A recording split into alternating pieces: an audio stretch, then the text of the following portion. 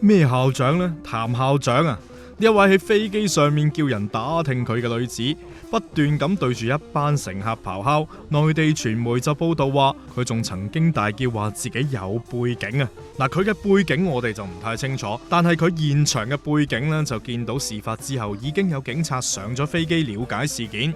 據了解，呢個女人近日乘搭北部灣航空一班由黑龍江飛往江西嘅航班，期間有空少上前提醒佢要收起桌板同埋扣好安全帶，點知個女人唔配合，仲出言辱罵空少。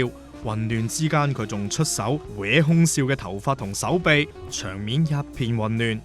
有指佢係哈爾濱師範大學嘅教師，不過校方就否認有教師涉事。至於航空公司亦都唔願意回應，淨係得哈爾濱機場公安局低調咁證實事件，而事件嘅細節都冇說明啊。